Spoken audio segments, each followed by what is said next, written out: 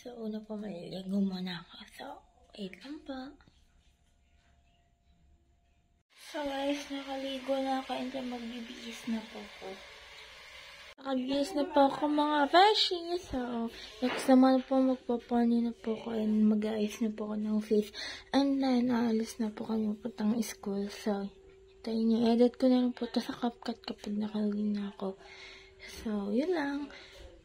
So, panatin nyo ito So guys, nakaayos na po ako. Nag-ayos po si mama and napupunta na po ako ng school. And then, nakakuha na po ako ng face masala.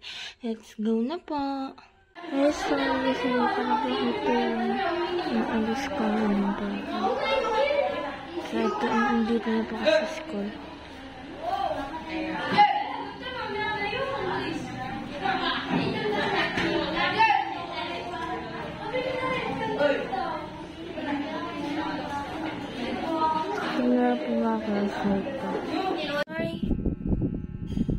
Sorry guys, hindi ko napakita yung nakauwi na ako. Tapos, yung hinatid po ako ni mama kanina umaga. So, po kasi po ay para po ma-shortcutan lang po natin. So, sorry guys.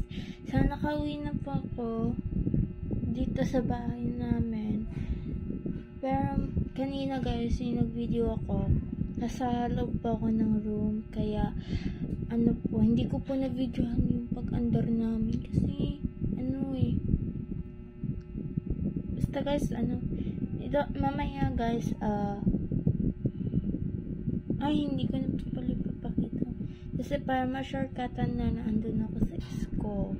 So, panoodin niyo po yung vlog ko hanggang matapos. So, dito lang po matatapos na po pala ang aking pag-vlog. So, thank you for watching. Don't forget to subscribe, like, comment, and share na po sa aking channel. So, bye-bye!